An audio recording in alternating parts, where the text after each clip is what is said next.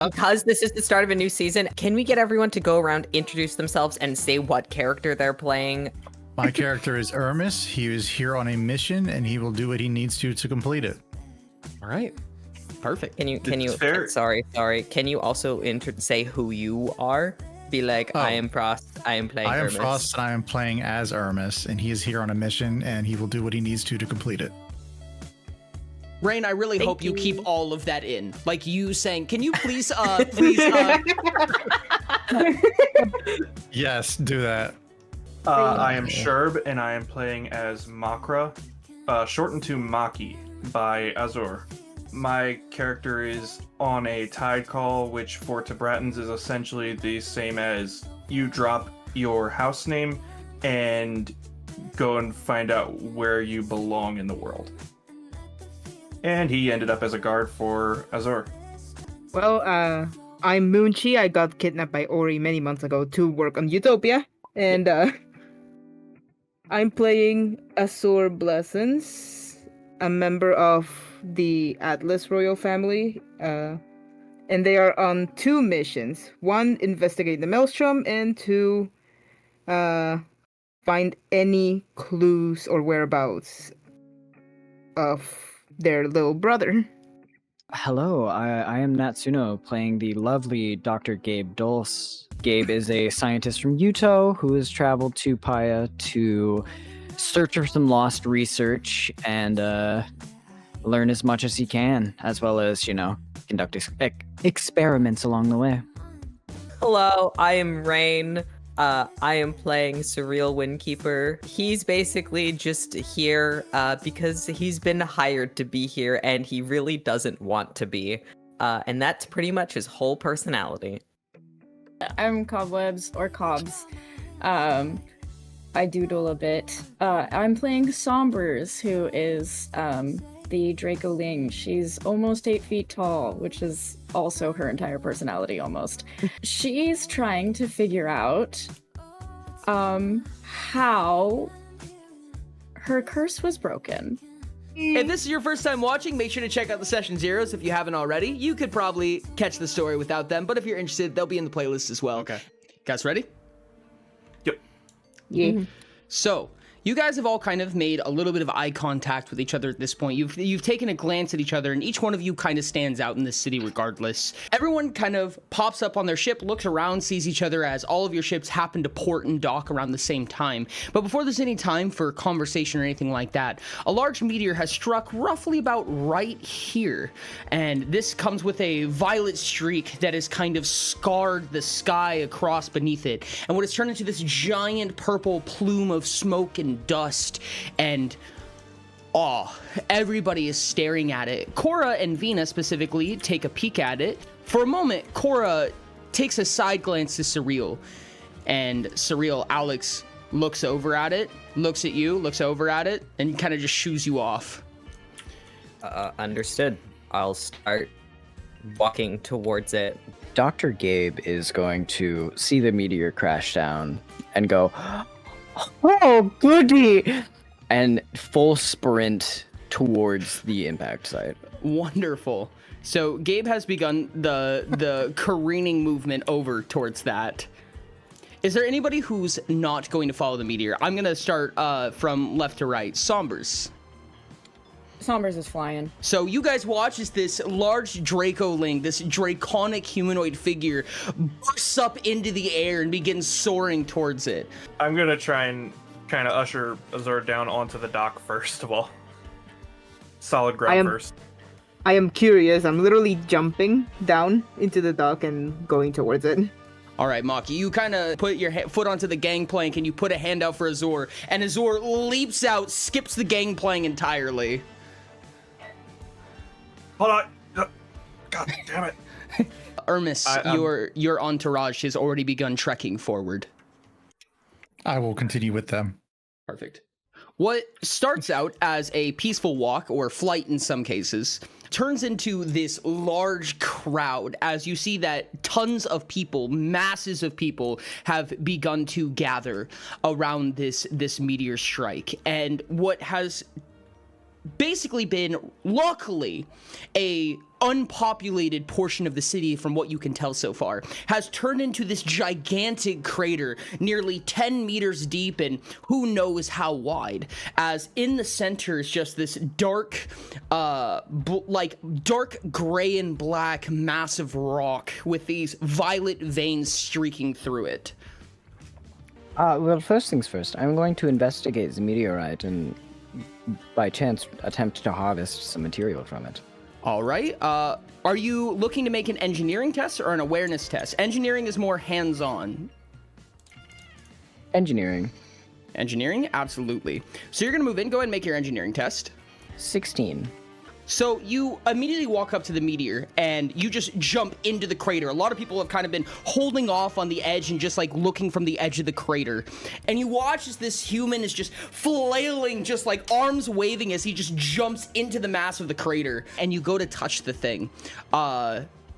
Immediately, you are singed with the radiating heat of this thing. I'm going to have you take a little bit of heat damage. Before you even get within a few meters of it, you're going to take 4 heat damage. You're not even able to get close. It is so insanely hot. In fact, the ground around you kind of feels like you're at the edge of a volcano right now.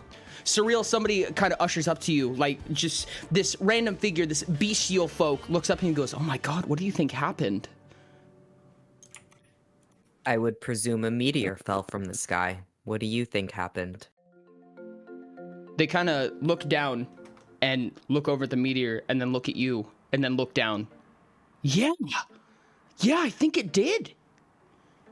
Shocker. I'm sorry. If I can, specifically targeting the purple veins that you said were running through it, I would like to cast a divination spell at range using insight and just ask, what is that? Do you have any divining objects? I create a little like shard of ice that almost kind of like a fancy version of like a magic 8-ball essentially.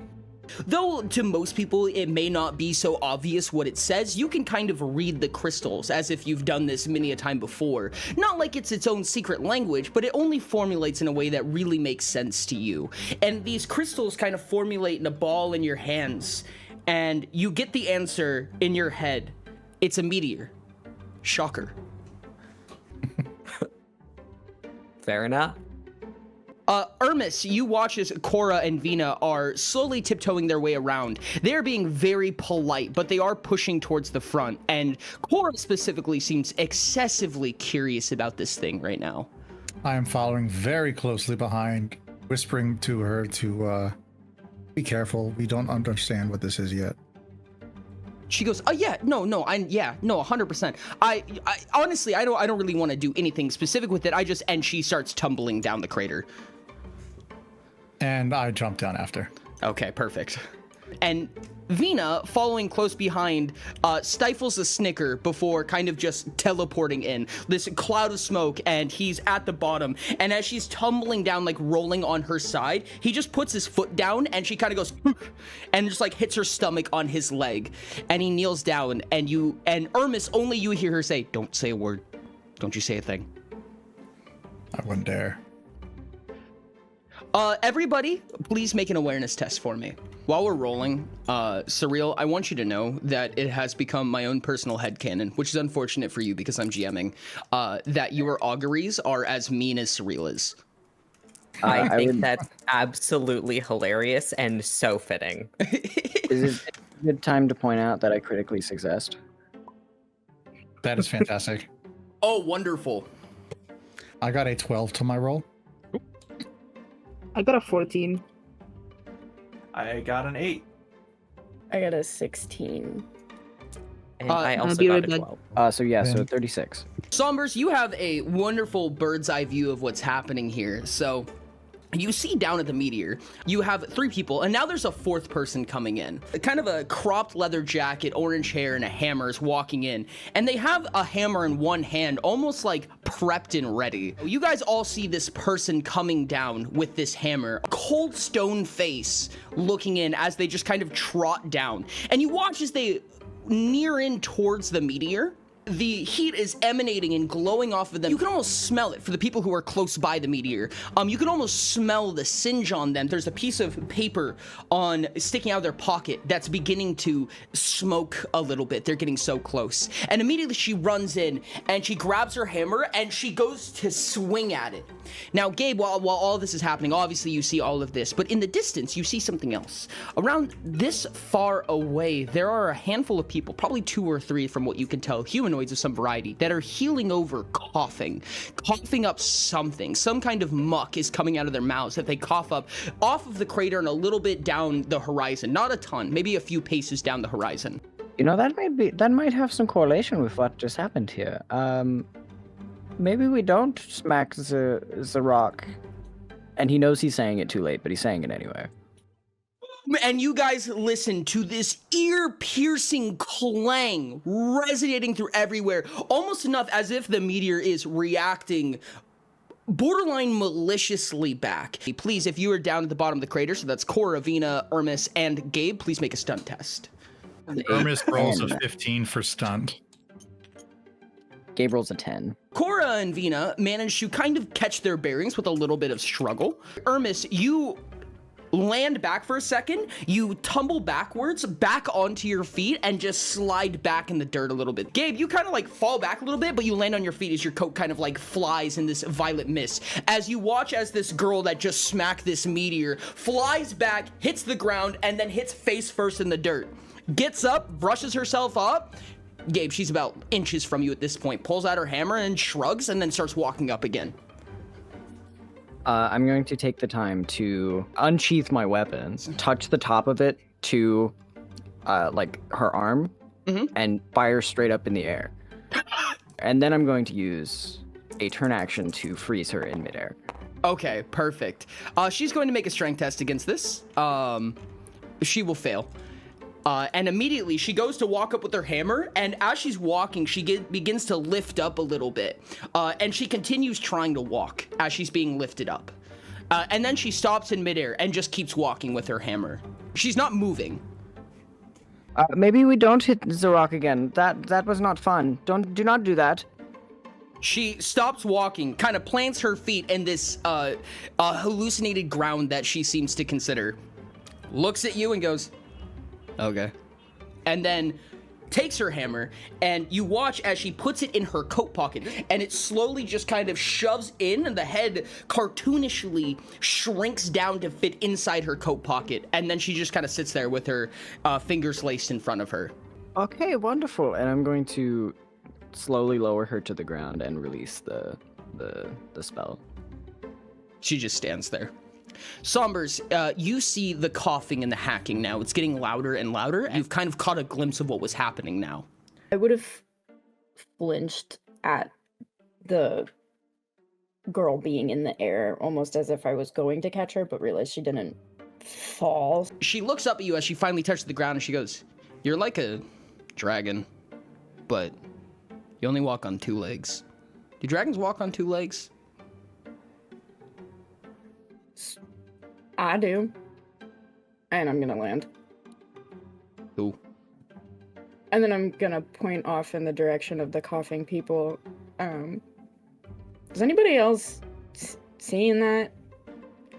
I know you made mention of it, and I'm pointing at Gabe. Zora and Maki, you finally catch wind of this, still being on the outside of the crater. Oh, that doesn't seem good. Surreal, you I recognize it as recommend- well now. I They recommend we stay far away. They seem to be getting sick from something. I am going to fly up so I can get a little bit closer to them without having to maneuver my way through the crowd. And from a distance, I will cast Surveil on them and note their current SHP, the one that I'm closest to. It is currently 0. DHP? Cast it again. Yep. 4.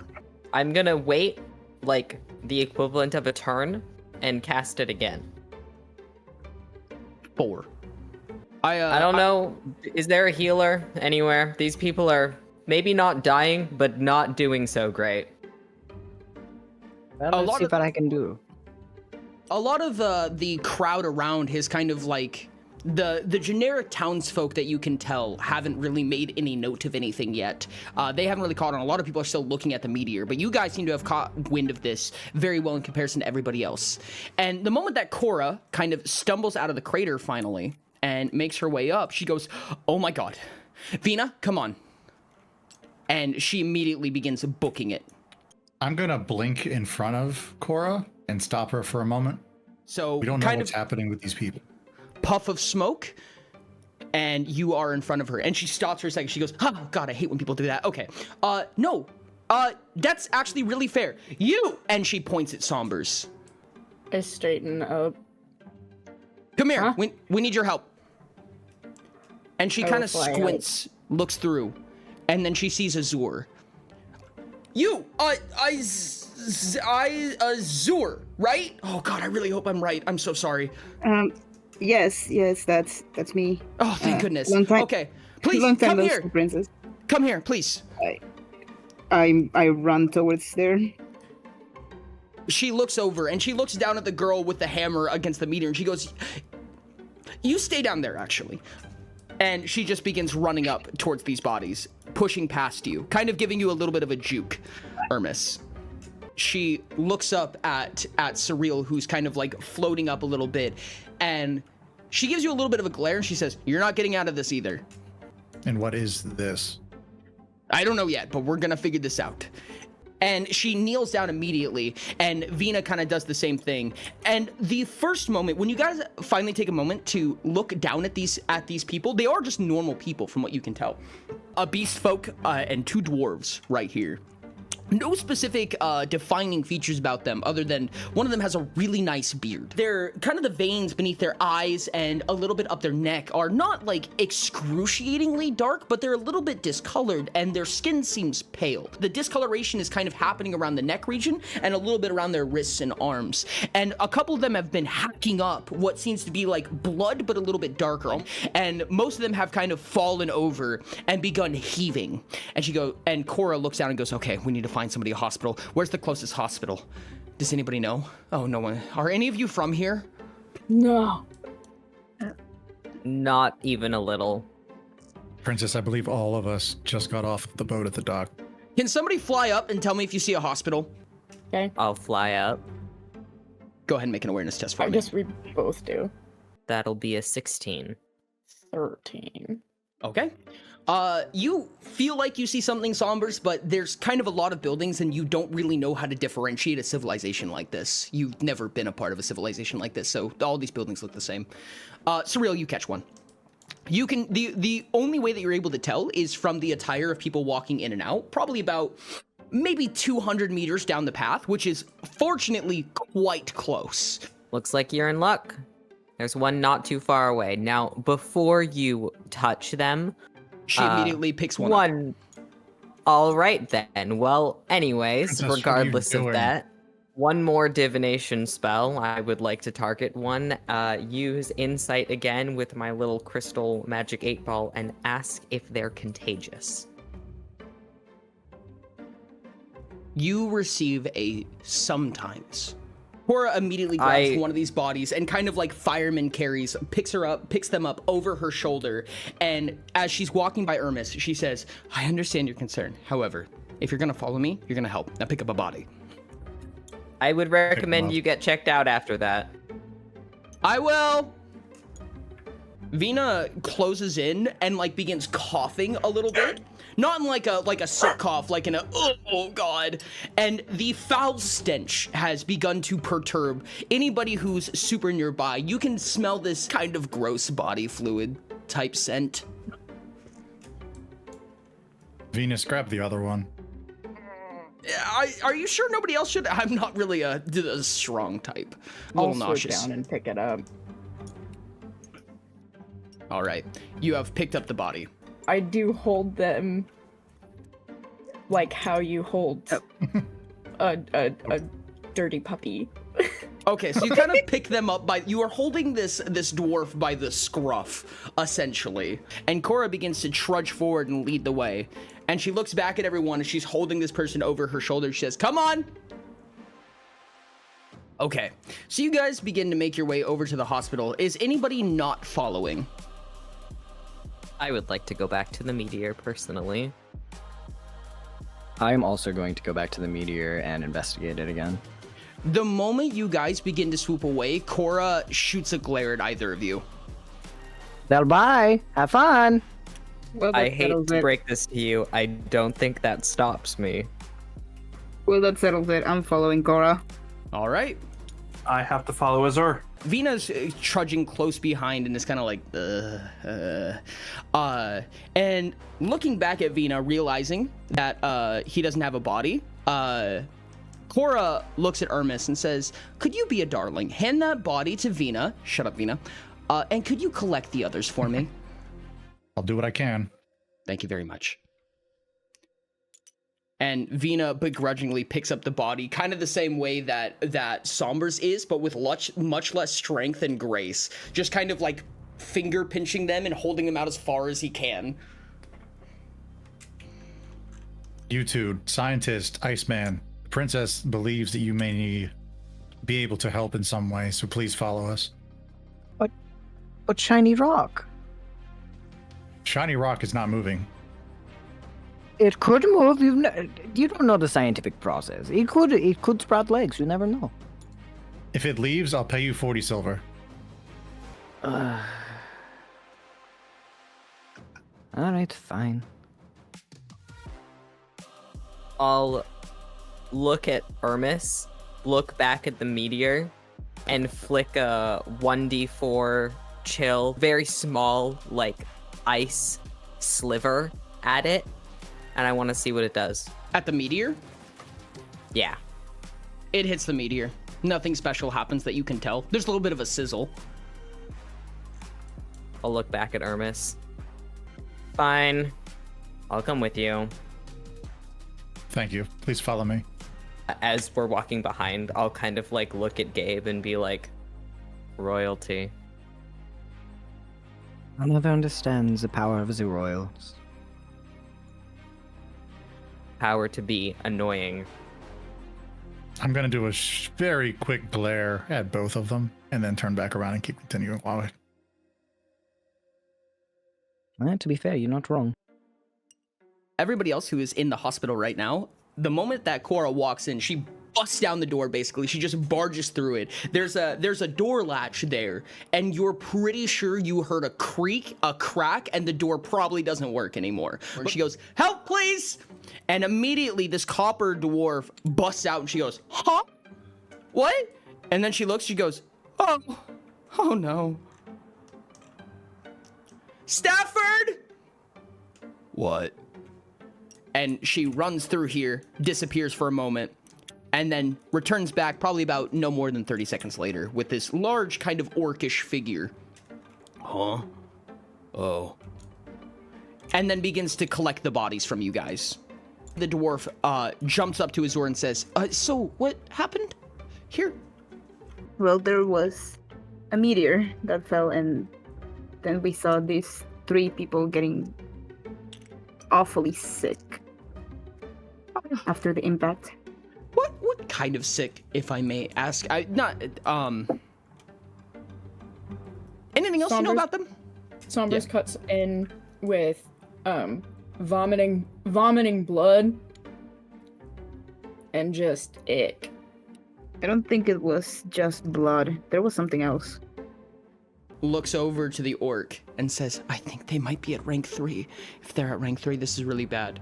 And the orc looks down, leans over a little bit, kind of at an awkward angle to be over her, and says, what?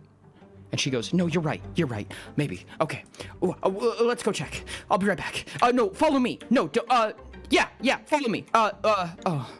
And then Butt goes to the door. Well, Gabe's gonna follow.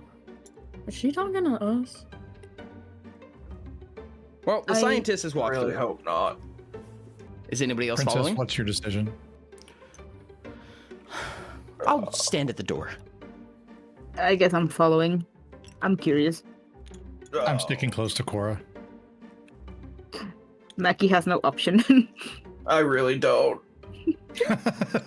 Surreal?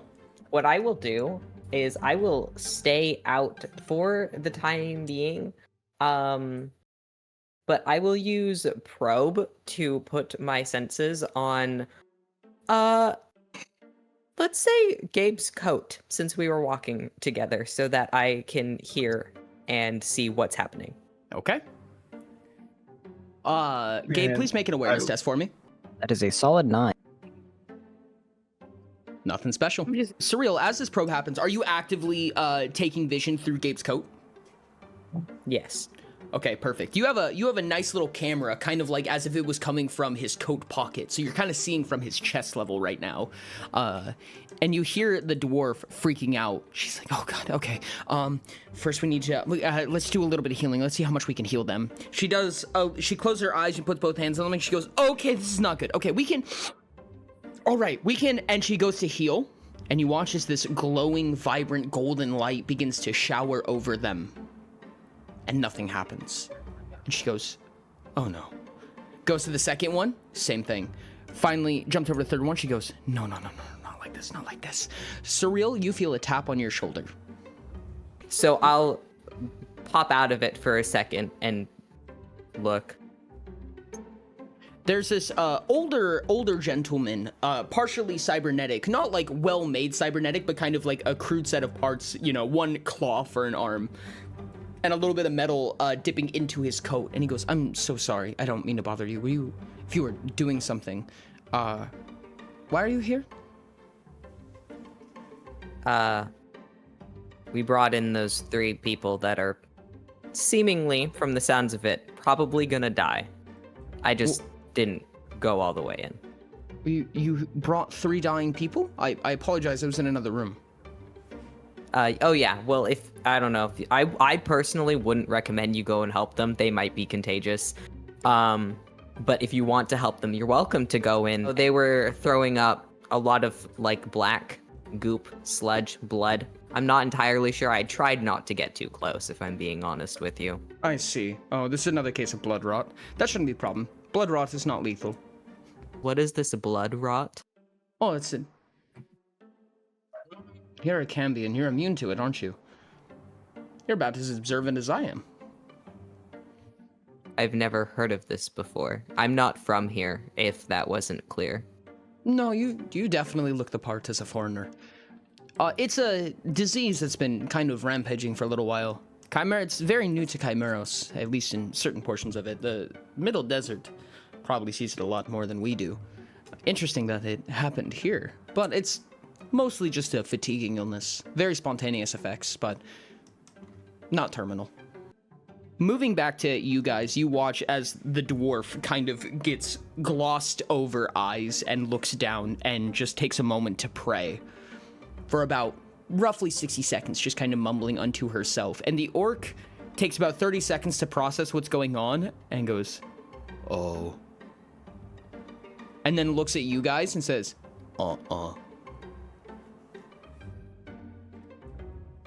What? They forever sleep now. Well, perhaps I may be able to do something about that. The dwarf snaps a glare at you, stopping her prayer partway through and says, what do you mean?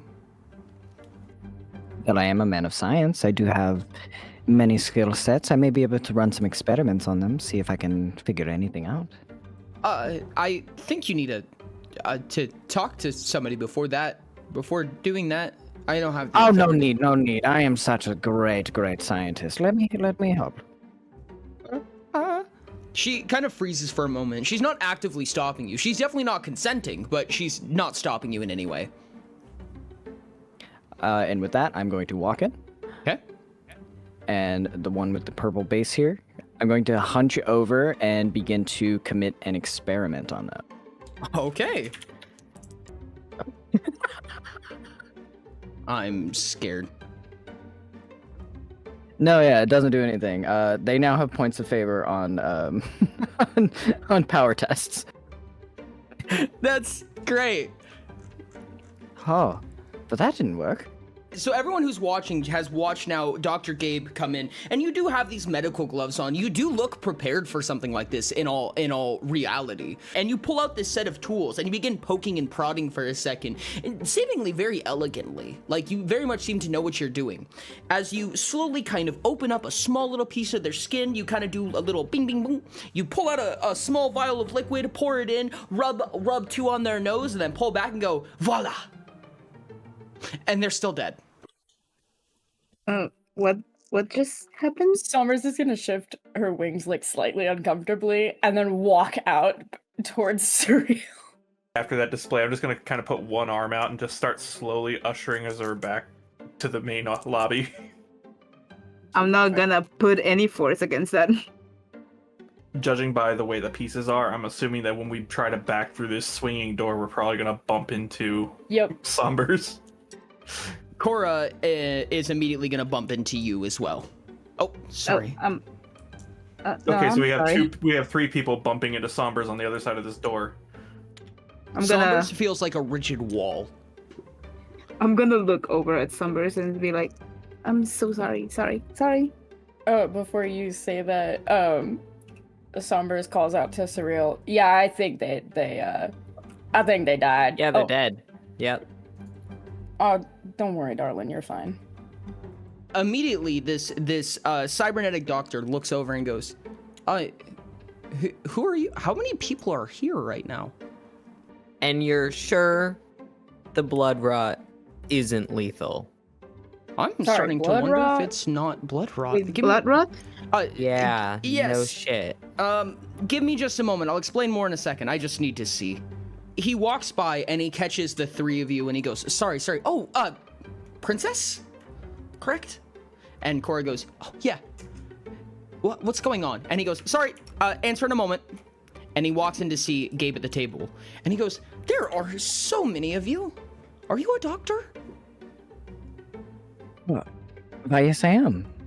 Do you work here? Oh, I do not, but I am offering my aid in this quite interesting question. Oh, so you've dealt with blood rot before? Oh, no, I have not. I've never heard of this. But, it does intrigue me so much. That's okay.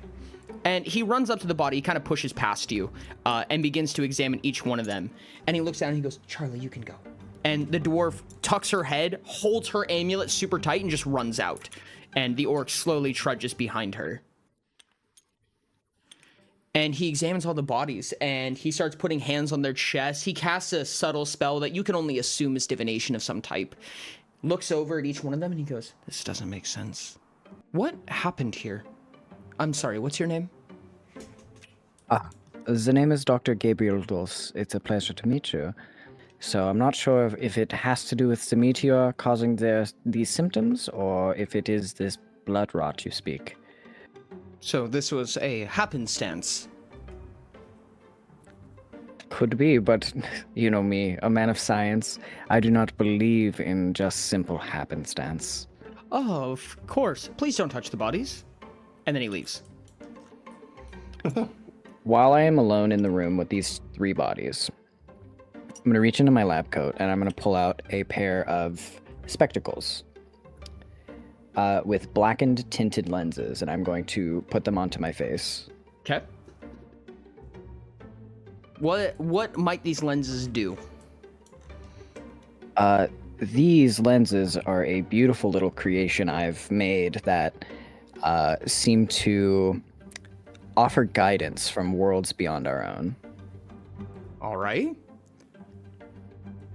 Is there something that you ask, or is there something specific that you're looking for?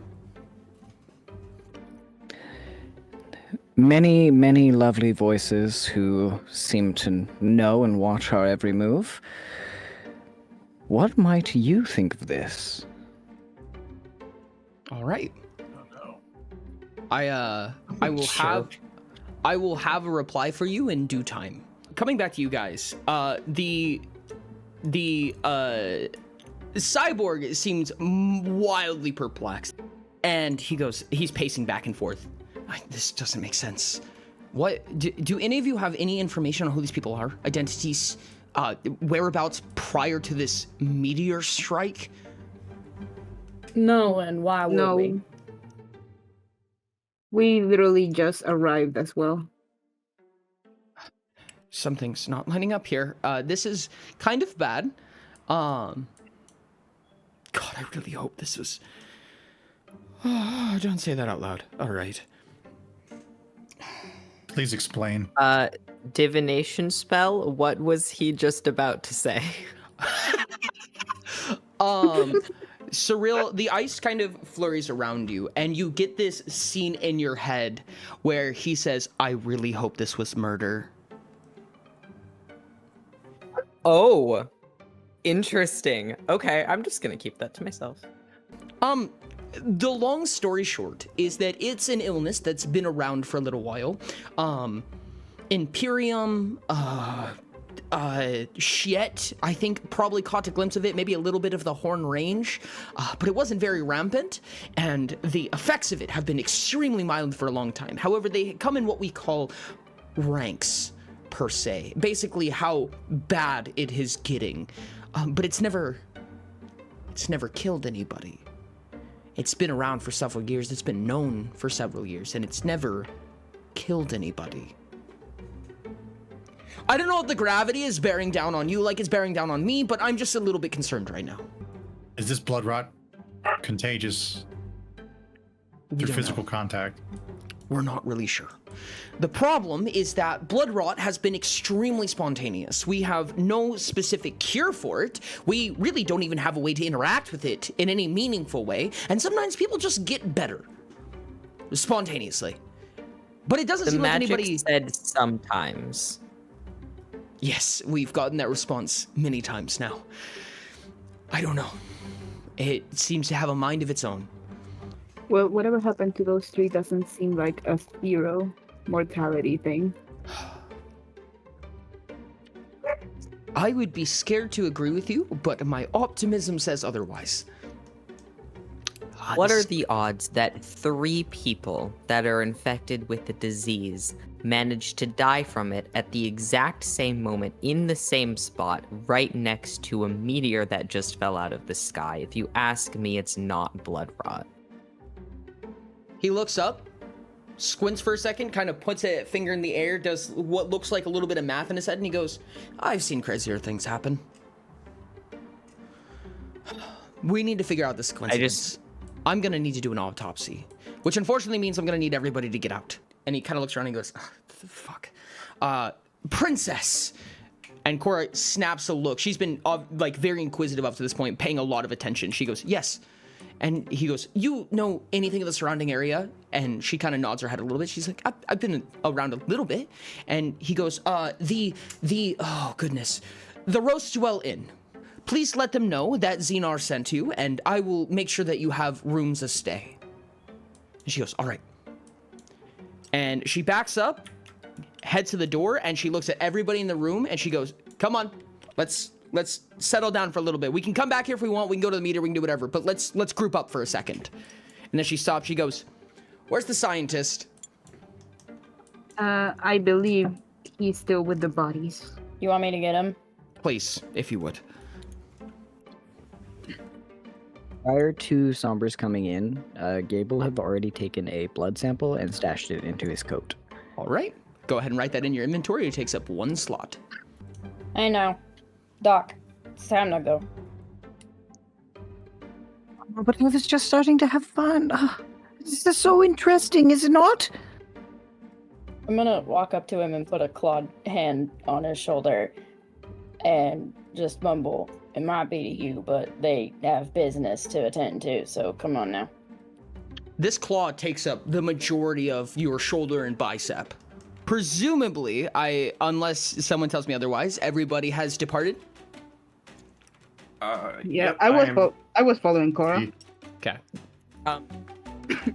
And you guys are ushered over to the Roastwell Inn, which is this large inn, and it seems to be pretty unoccupied by the time that you walk in. Literally nobody is at least in the main lobby once you enter. Cora knocks on the door leading to the pantryway. It opens a little bit. She whispers for a second, and you see a nod of the head and the door closing. And she goes, okay, here's a place to stay. I mean, the sun's setting here pretty soon, so might be worth getting a little bit of rest, but otherwise, while we're waiting, if you guys want to hit the town tomorrow. That seems fine enough. Yeah, that would be fine. Wherever you go, I go. So You still owe me having fun. You owe me a spa day. Vina chuckles. fair. Azur is gonna chuckle at that. I'm just gonna kind of bite my lip like I'm trying not to laugh or smile at that. Cora suddenly just bursts gonna- out laughing. I'm gonna look Shooting a at glare at Maggie. both of them. Cora, after finishing laughing for a second, kind of rubs her cheek and says, "You know what? I think all of you might owe me a spa day, if you're not careful." Just gonna see like a little puff of the chest, like a single huff of a laugh got out. It's like, The real slow blinks at her. She walks up to you, kind of chest to chest, and looks you dead in the eyes, like nose inches from nose, and says, "You especially, Angel Man." My name's just gonna- Surreal, and you... And my name's Don't Cora, get to and tell she me holds her hand out in I- front of you. I'm well aware I'm from Kaino. That'll help a lot. First name basis is good for spa days, and she runs up the stairs. I like look around the room to see if anyone's gonna help me refute this. I just shrug. I don't think you're getting away from that. Cora is persistent. I already hate being around all of you, and I'm gonna find a corner and I'm gonna sit in it. Royalty, am I right? And Gabe's gonna sit down at one of the tables. Just gonna go take a seat near Sumbers. They seem to be the nicest one here right now, aside from Maki.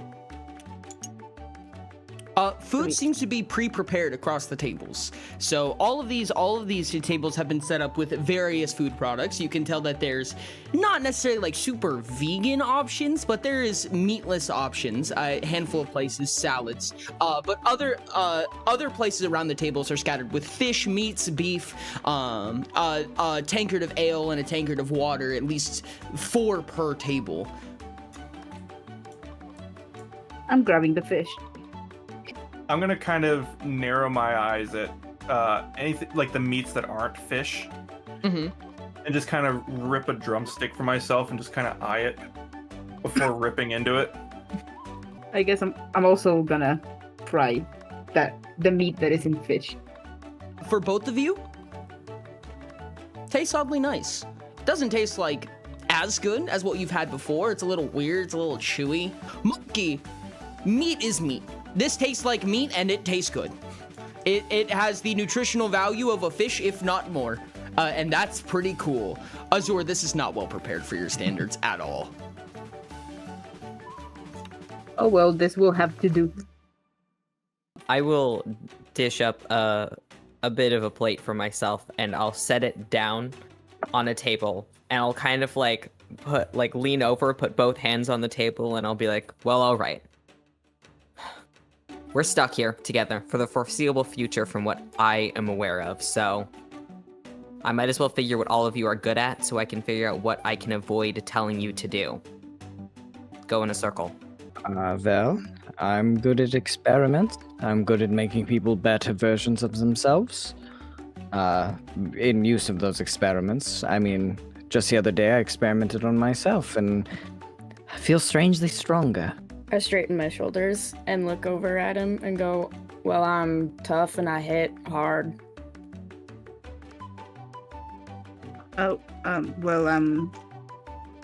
I'm good at tinkering and I have an extensive knowledge of different plants that can be used as medicine. What about your pet? I wouldn't Fuck you. call him. Yeah, Maki, please don't. Well, he is my guard. He's very fast. He's agile. Gonna go back to No, the wrong one. begrudgingly go back to gnawing on my food. So, with I'm all just gonna- that being said, would anybody appreciate having a bit more oomph to this step, so to speak? What do you mean by that, dog? I mean, simply put, I can make you better at certain things. And how do you go about doing that? Oh, well, it's quite simple. And he like reaches into his bag and he like lays out a bunch of like experimentation tools, scalpels, syringes, different vials of different substances, a couple pieces of what appear to be robotic type fixtures for bone. Well, I just simply do a small little experiment on you. I mean, it's painless. You hardly ever know it's there. But, I mean, my bones are much stronger than they were the other day. And what are the odds that it actually makes me weaker? 0% chance. Sure. Yeah, Hit me with it. I will Yeah. pass. No. Oh, wonderful! And Gabe's gonna stand up from the table and go walk over. And alright, now hold still. This won't hurt a bit. Nats, you want to roll a D100 for me? Oh, D100? I absolutely would love to. That's a solid 23. Wonderful. Are you gonna tell me why I'm rolling a D100? Because Yes. I genuinely don't know. Yeah, I know. So you guys in the back right here are basically just watching, just gnawing on the food that you have right there. You've discovered what chicken tastes like today, and you're watching as Gabe walks up to Surreal, and you have this like battle of the wits as they glare down at each other, and Gabe walks in with a sinister smile and a scalpel. Surreal, you watch as Gabe walks up to you. With this poise in his eyes. There's this weird clamp that he has, and he does a quick slash in your arm, and you don't even really feel it, almost as if he was able to maneuver around your nerves. Then he sticks a clamp in, and he goes and he grabs both sides, and he pulls it open, and you feel one of the most searing pains you felt this month. You are like, it doesn't look like anything more than like surface level, but he managed to pinch every nerve on the way through. It just hurts really bad. And then you watch as he takes this small little tincture, goes drip, drip, drip, and all the pain's gone.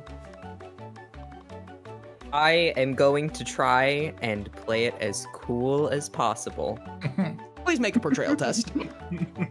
Portrayal! Isn't that resolve? No, you're right. You can make a resolve test. Thank you. That's a I'm pretty sure 21. you made No more than just a mild wince. May I say, this is excruciating pain you're going through, and you kind of wince a little bit, but you kind of work it off as if you were just like squinting, essentially. Gabe, you have learned that this is a wonderful test subject. You don't even need to spend extra money on anesthesia. Oh my goodness, you are certainly a strong one. I think we'll get along great. Sorry for any discomfort. I'm not used to working on your species. Not yet, at least. If it goes well, we'll get along fantastically. Yes, wonderful, wonderful. Hey, Rain, I need you to mark down Yes. that you now have a permanent point of favor in memory tests. Oh, wild. All right, will do. Watching them and staring at my food, and my foot's gonna tap. Doc, what exactly are you doing? Oh, well, you see, our friend seems like they needed a bit more oomph to memory. We all do. I mean, memory is a very important thing. It helps us decide who we are every single day, right? So I just gave them a little boost to being able to remember things a bit better. But man, oh man, am I tired. Surreal, please make a memory test for me. Yeah, I was gonna ask if I could. Yeah, go for it. Yeah, this is interestingly. It was a weird Thematic. coincidence, wasn't it? Yeah, just a bit. That was a genuine D20 roll. I want you to know that, Was. chat. That was genuine randomness. Oh my. 15. 15. Gabe, you could swear it's not going away. It's vivid. You have Nilo standing in front of you right now, holding a scalpel. How did you get here? That's what you hear, Gabe. Excuse me?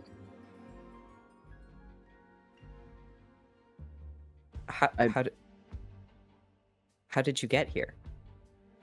I came on the boat, much like everybody else. You're supposed to be in the Horn Range. How are you here?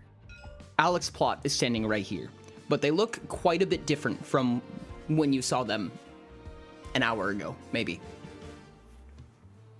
I have not been to the Horn Range in many years. I mean, I do have a lab there, but I haven't been there in quite some time.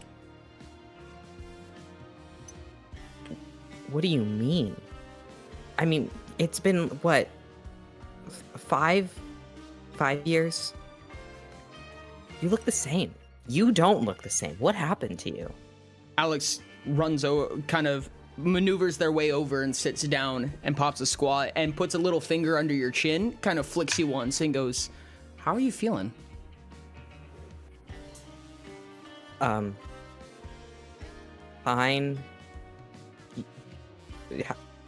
I thought you were leaving. Leaving? To where? Yeah. You told me to. They're wearing this kind of like silvery gold, almost brassy plate mail, which is very, very different from the Alex Plot that you know. The Alex Plot that you know is wearing layered plating with a pair of goggles, bionics everywhere, a complete stack of potions on a sash, like every single gadget you could ever think of. But this one almost looks like they're in martialists. They almost look like a martialist of some variety. Very, very rudimentary in comparison. Where would I be going? I mean, I don't know, wherever you always go. Did you make all of that in an hour? Are you experimenting? I hate to break it to you, Alex, but that kind of looks like shit. In an hour? What? I wore this yesterday. Can we hear him? You hear Surreal. Only Surreal.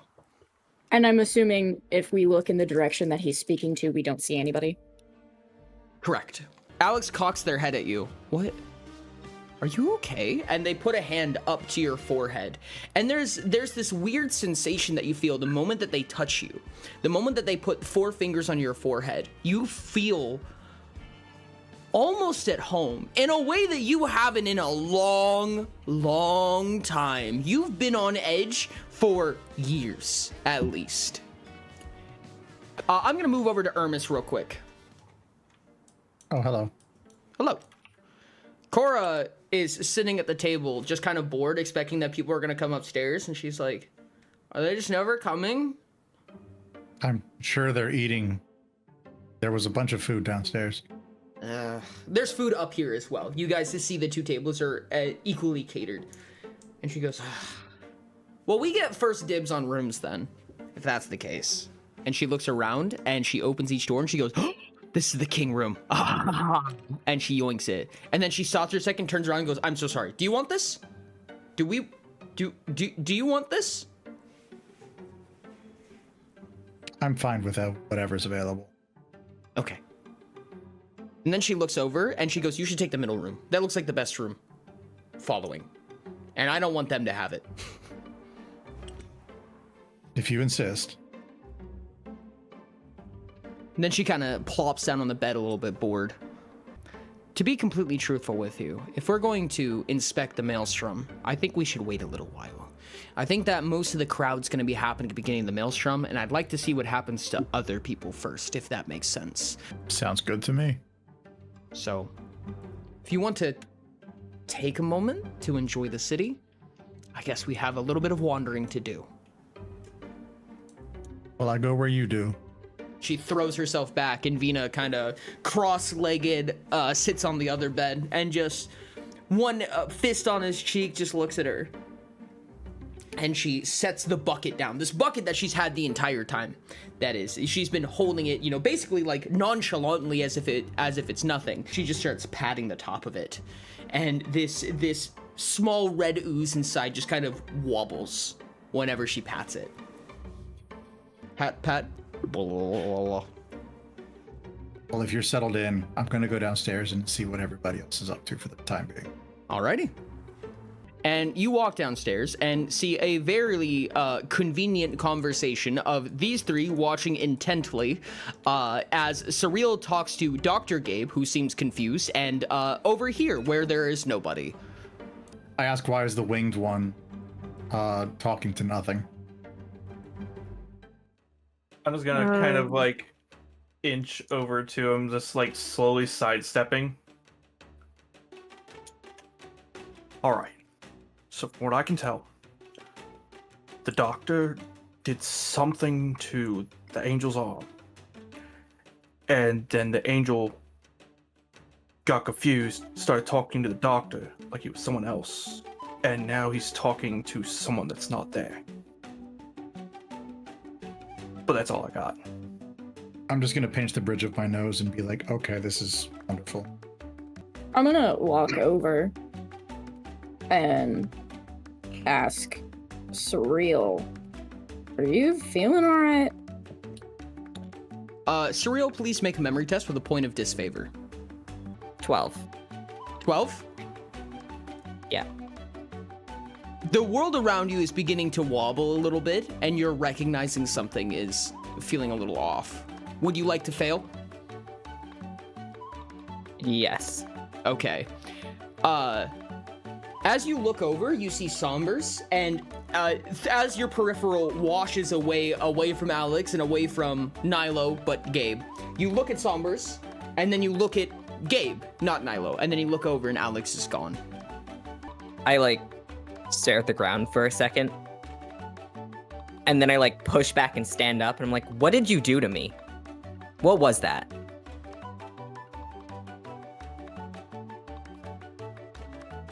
I just did the experiment. Any effects that was happening was due to your own memory.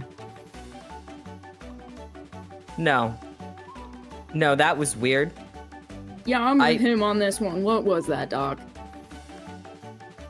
I quite frankly had no idea. You just started to like look off into space and talk to somebody who was not there. Well, I would recommend you be more careful next time. I will be more careful next time. I apologize. I did not do this one. That is not an effect I've ever seen happen from this. Well, you also said you never done this on a Cambion before, right? So maybe it's that. General. Okay, sure. We'll call it that and just leave it there. Again, I apologize. I did not mean to cause any discomfort. It's fine. I agreed to it, so. If you would like, I will remove it later, but I'm a bit tired from the surgery at the moment. We'll just see if it happens again. How about that? Sure. Why not? Oh, right. I'm just gonna hand the other, hold the other drumstick out towards Hermes. Hungry? I guess I could eat something. I'm gonna have my arms crossed, holding the one in my right hand over towards Hermes while I'm just gnawing on the one on my left. I don't know. I'm gonna try to do small talk with Sumbers and then fumble it. What? Sombers, this is something quite contrasting to most of your existence. I think that royalty is probably something that you're not all that akin to. I mean, they are dressed extremely elegantly, to say the least. However, in your slice of the world, there hasn't really been much in way of that. What is, you call him Maki? What is he to you? Oh, he's my guard. Your guard? Yeah. You got a personal bodyguard. Yes, something like that.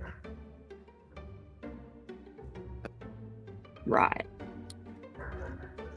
And with that, you finally hear a stomping on the ceiling above you. And then all of a sudden, Vina, just in a plume of smoke, appears in the middle of the room and says, Cora says go to bed. And then, plume of smoke.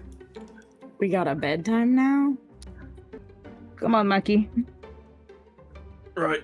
I guess I'm gonna take this one.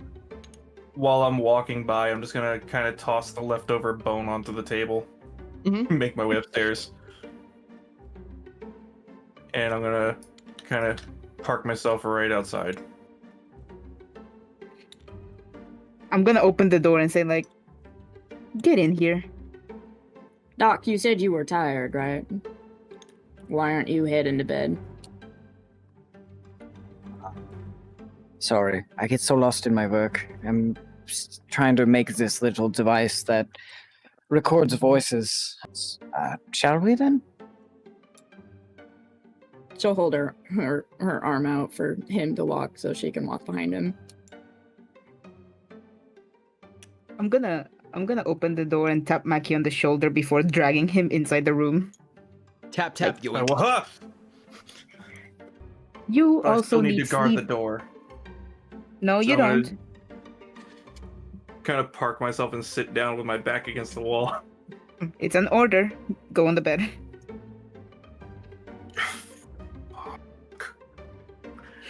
Gonna take the chakram off my back and kind of prop it under the door, like how you would a chair. When I get to my room, I will cast a spell which has 16 stacks of elemental matter in order to create an egg-like shape to surround me, which I will sit in for a while and take out one of my journals and write down everything that I feasibly can about the things that I saw. All right. Does everyone go to sleep? Yep. Yes. Reluctantly. Yes. Yeah. All right. Everyone dozes off for the night.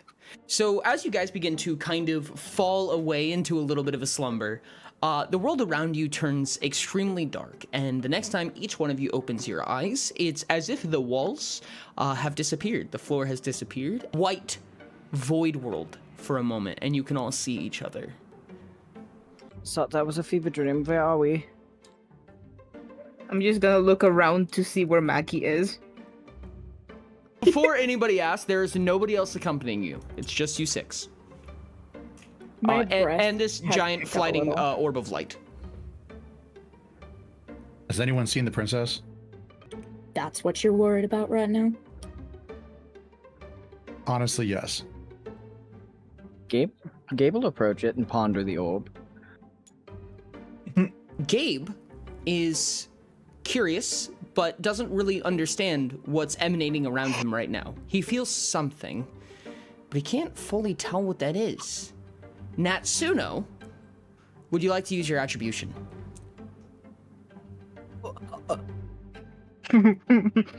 I'm warning everybody here. Once one person uses their attribution, this orb will go away. That's so great. Yes. All right. Gabe, would you like to read out what your attribution does? My attribution is called Iker Lens. Upon using this attribution, Dr. Gabe and all other chosen party members watch and communicate with chat directly for 10 minutes. Who are you choosing, Gabe? Everybody. Okay. Oh, you bastard. And for a moment, Gabe walks up, puts a hand on this orb, and grasps it. And almost as if he meant to, this swirling black ooze creeps out of his sleeves, consumes, eats up this orb, and turns itself into this black box with text scrolling by. 10 minutes on the clock. Feel free. Oh, damn it. Why is the Hello, first thing I everybody. see is meow? Does this box think it's a cat? Our characters are seeing chat right now. Yes. They are. Interesting. If possible, Chat. there's someone you need to talk to named Evelicus. What a stupid name. Jazz hands. What are jazz hands? As you guys begin to inspect this box and look at the various features of it, which is really difficult to comprehend currently, you notice as you look away, you can almost still see it in your peripheral. You can read from it in somewhat incomprehensible way. This is some kind of incomprehensible entity, unlike anything you've ever seen before. And in that moment, you wake up. all in your rooms as per normal. Everyone, please make an awareness test with a point of disfavor. I rolled an 11. I also rolled an 11. I rolled a 4. I rolled a 4. You guys feel extremely well rested in that time. You can still see everything that's going on. Everybody's going to level up twice. Ooh. Oh. And immediately Cora's going to burst out. Much more comfy attire than what she was wearing prior. But she's going to burst out and she's going to go, yeah! And you guys watch this happen. With the loud thud, I'm just gonna roll out of bed and land on the floor. Boom. I'm just gonna slightly sit up and look for my glasses. But Princess Cora will go around and going knock knock, knock knock, knock knock, knock knock on every door. I apologize. I'm gonna have to interrupt everybody. While you guys have access to this black box, somebody has spent a question. Oh. So if a party member has a question, it will be answered. But to be a little bit frank, this is happening as real people. So I'm asking players, not characters.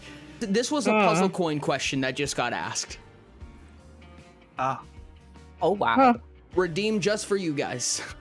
We could Same. ask what killed the people. Yes. Oh. Is that the question? Sure. I'm game. I'm fine with it. Well, I'm going to go ahead and tell chat, and it's chat's job to reiterate it. I'm going to deafen in the call. Thank you. Okay. All right, chat, this is your problem now. The illness that we are talking about right now is known as blood rot. It's been around for approximately 4 years. Now, it was first discovered especially by the Quatrants. The Quatrants were the first one to really pick up and take leadership over the fact that this disease has begun to spread, but there's been no notable symptoms, and a lot of leaders have decided to kind of just let it sit because it has no notable symptoms. Its contagion, how contagious it is, and what effects it has is very, very spontaneous, and no one has any response to it. First, I'll tell you there are 5 ranks to this. Starting with 0, there's the 0th rank, which is more of a hypothetical rank or level of contagion that you can have of this disease. And it basically means being a carrier, right? That you don't express any symptoms of it, but you have it. The next one's the 1st rank, which if you were to have, is a general form of weakness and fatigue, which would give you a point of disfavor on agility and strength tests.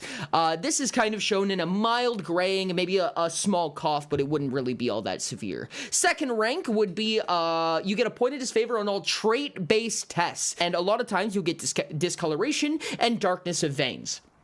3rd rank is a point of disfavor in all trait-based tests and a constant point of fatigue. This is where it starts to get serious. And the 4th rank is the worst one, where it becomes really obvious. Basically, all of your skin becomes discolored. Your eyes begin to yellow a little bit, and you become extremely weak. This comes with all of the previous symptoms plus dazed. Now, there is one phenomenon that I will tell you about, and that is that there is a group of people that have a religious tie to this disease. But they seem to have some kind of immunity to this disease. They seem to be unaffected by it, and in some cases, unproven, they seem to be able to spread it. Calm down, calm down. What is this person? What the fuck? Hello! Unfortunately, I am sad to tell you guys that you are no longer allowed to look at chat. I will write everything that I got from that in my journal. Okay. Oh, Mackie, you just see the face on the door, like they just saw a ghost. I'm just gonna kind of walk up and kind of pick my weapon up from under the doors. Oh, are you all right? Yeah, I'm fine. I'm fine. Everything's fine. I'm fine. Take a seat if you need it. Well, It's okay. It's okay. were you seeing strange things also? Yeah, they were talking about something very personal. Cora's stretching right now. You guys ready? Ooh. You okay? Yeah, I'm doing pretty good. How are you doing? Oh, I'm doing great. Are you guys feeling ready? Vina groggily Ooh. walks out, putting his mask back on, kind of like buttoning up his shirt and fixing his hair. Did you have a fight with your bed? Why are you all messed up? He kind of calls. No, just restless. You guys all exit, I guess and she kind of ushers you guys down into the lower building. I'm still fixing my braid as I walk. When you guys come down, the pub is very, very populated now. You are coming down to boatloads of people. So many people. Cora immediately makes her way to the door and says, "Ready to hit the town?" Yeah. I nod begrudgingly. Okay. When I say yeah, I'm finishing the braid. Quick question. Why are there 2 Coras and 2 Venus? Whoops. Yeah. Somebody copy and pasted. Such a great question. Roll a speed test. So she takes you out into the open world of Chimeros, and you guys are pretty free to explore right now. You guys are up here, roughly in the town hall district, and she kind of gives you a little bit of rundown. She says a couple of places of interest so far that I've seen. She's holding on a map right now, kind of a crudely drawn map. She says there's the public library right here. The market district seems to have a lot of cool things. There's this place called Javerglade in the center. The Rosewell Inn is where we are right now, and then there's the Meteor, I guess. She says that's about right here. I'm personally interested in that library. I'm also kind of interested in the library. Gotta stay by Lord Azor's side, so. You don't have to call me that. If you'll excuse me, I would like to go to the Meteor. She nods in approval. As he goes by, I tell him, let me know if it moved. Oh, I'll keep track.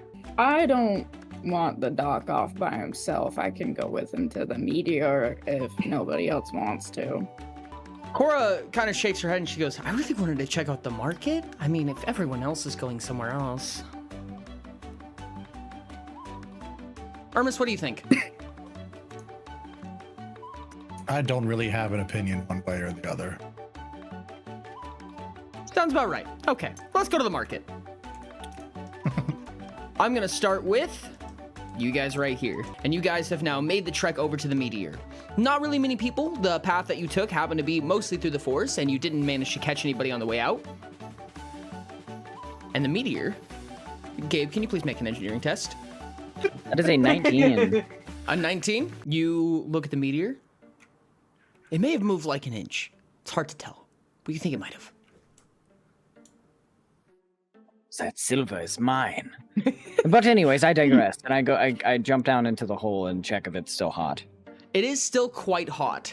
Now, the best that you can tell, it is less hot than yesterday, but it is still quite hot. And you do have one bystander with you. This is a dwarf with this robotic dog next to them. She has like this brimmed hat, and she looks over at you and she says, "Howdy."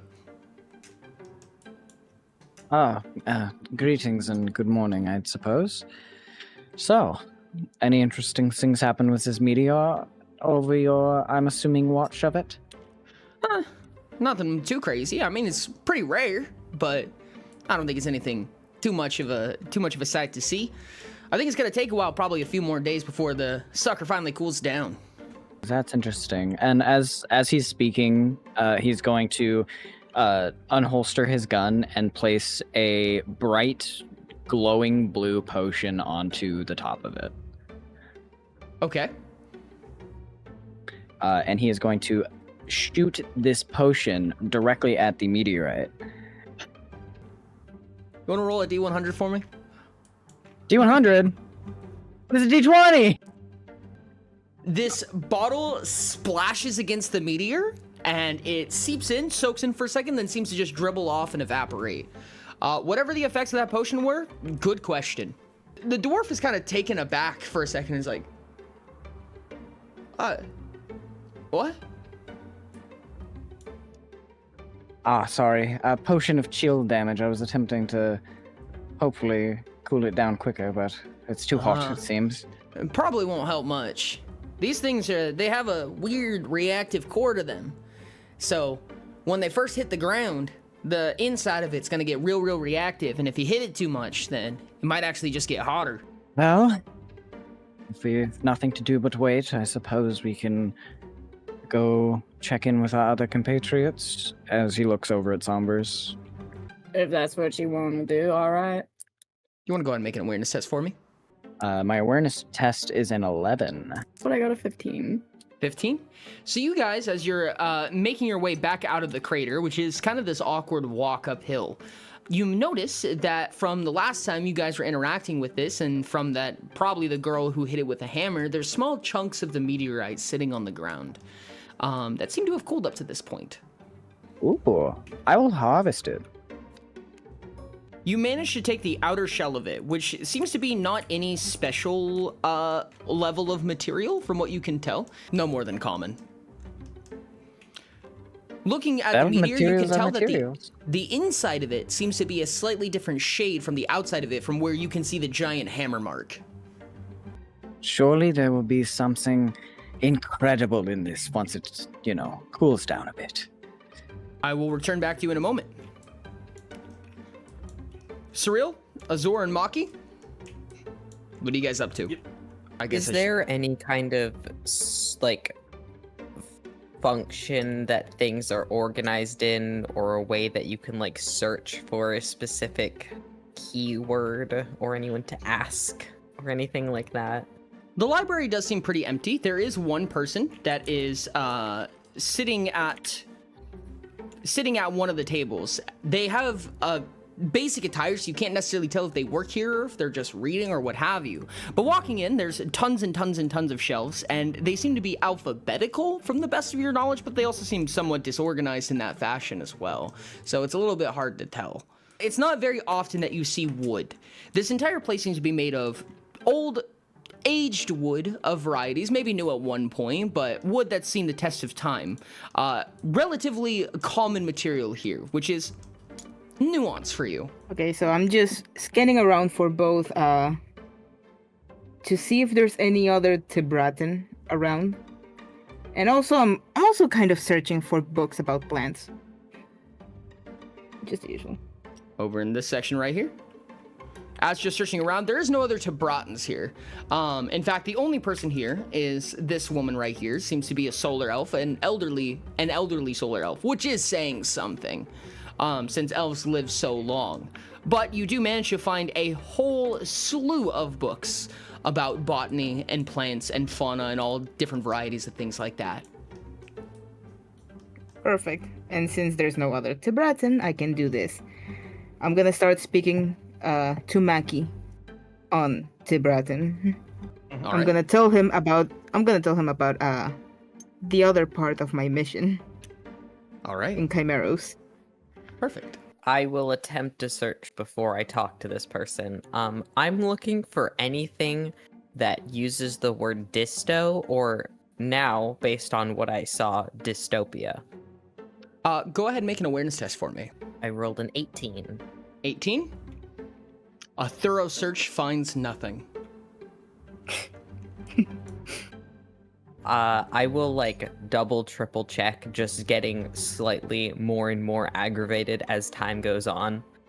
And when I feel very certain that there's nothing left, I'll kind of walk over to Azur and be like, so what did you come here for?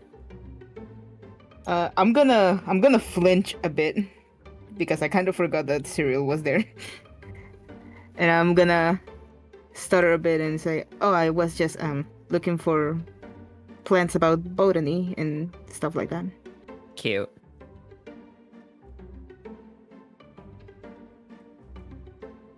Unfortunately, there's nothing here of interest to me. What were you looking for? Special magics and complicated things that I'm sure you wouldn't understand. And why would you assume that? As you say You don't that, give me... you hear a quick clack on the table of a book hitting the table. And the Solar F slowly trots up to you and says, "It's not a hidden archive. It's a public library. We don't have any ancient knowledges here." Yeah, I figured that out.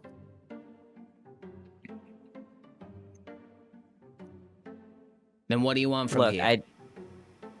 I just thought you might have something interesting. Yeah? Maybe you should lower your standards. Maybe you should get out of my face. It doesn't matter, does it? I wasn't bothering you. Why are you bothering me? You're a prissy fuck. Whatever.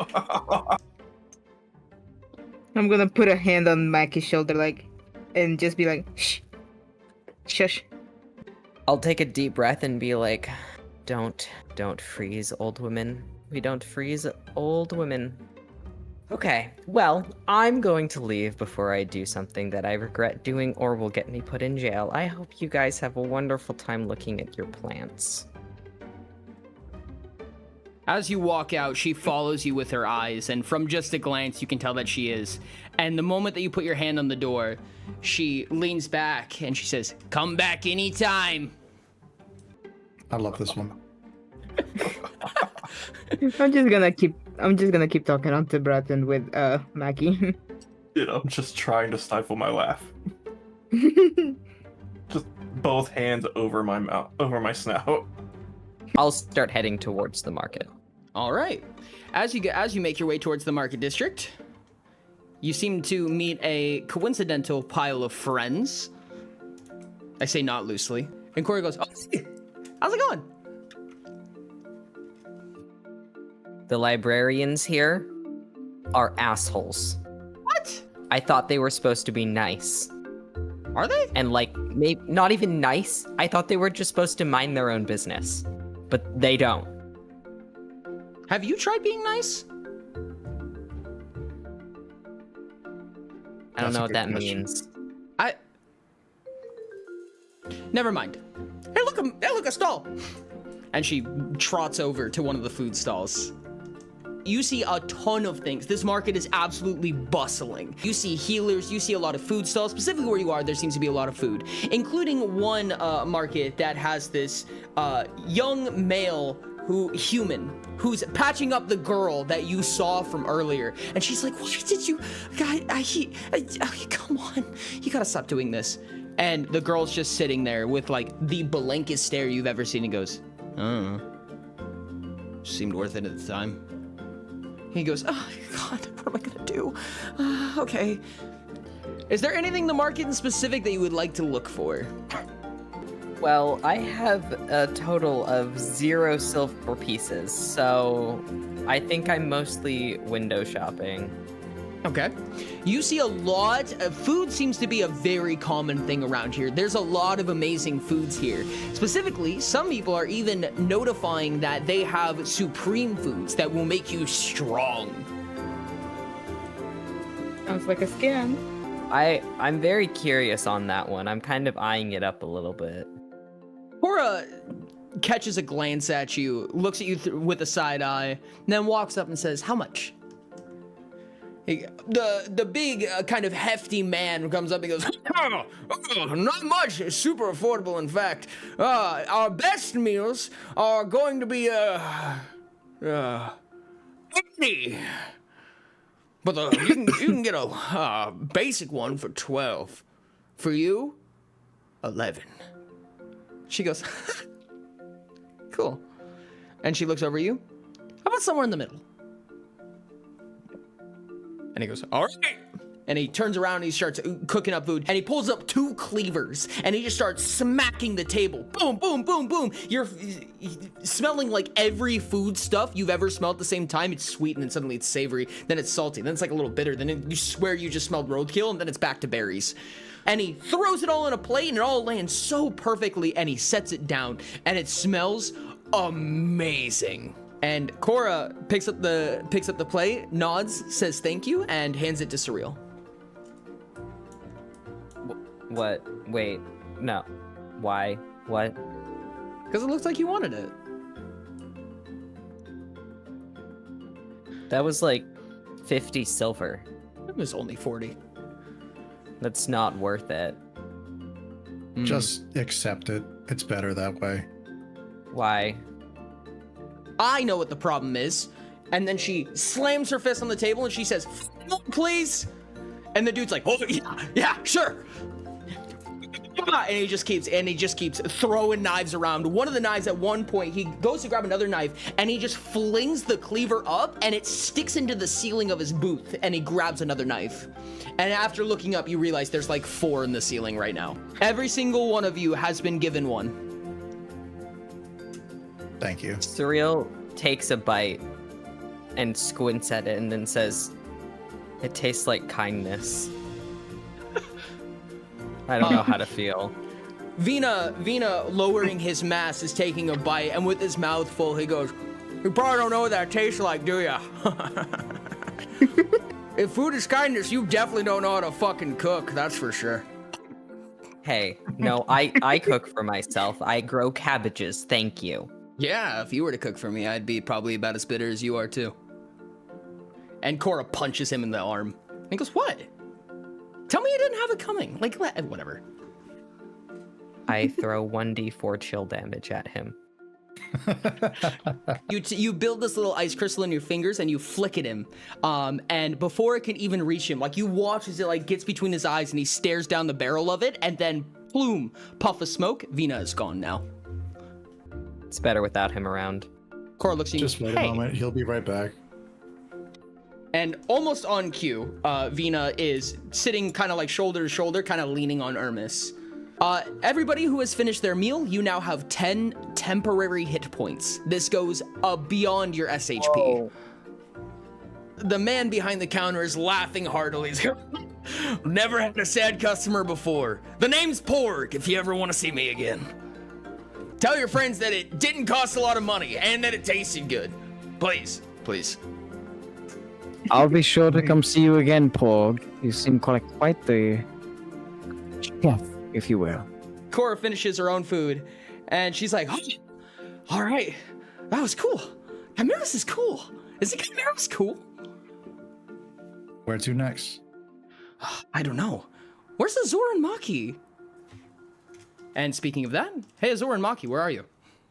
Azor is kind of bothering Maki, like, please, drop the formalities. I'm still talking to Tibratin. Drop the formalities. Stop calling me Lord, Liege, Majesty, anything.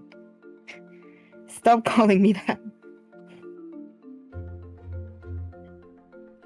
I can't quite do that. My role is supposed to be your god. I got no right to drop titles or formalities, even if they're not my strong suit. Maki. My dear Maki, we are alone. It's just the 2 of us. The rest of the guards went back to Atlas. The moment you say it's just the 2 of us, the lady across the table looks at you, lowers her glasses to the lower bridge of her nose, and she says, "Yeah, just the 2 of you," into Bratton. I'm just gonna kind of bite my lower lip at that. You see?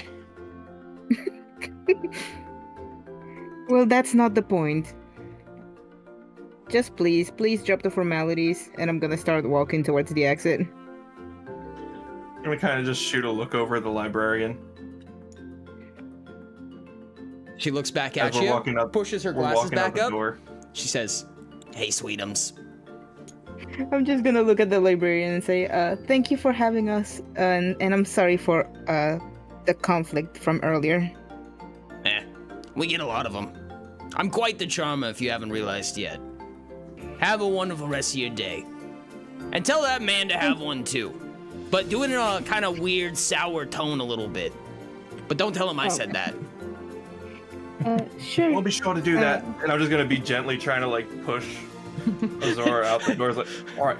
Before let's Maki go. pushes me, before Maki pushes me through the door, I'm gonna say, you two have a nice rest of your day. A little bit of the panic sets in as I'm pushing Azor. All right, let's go, Azor. Let's go. I guess we're heading to the market too. All right.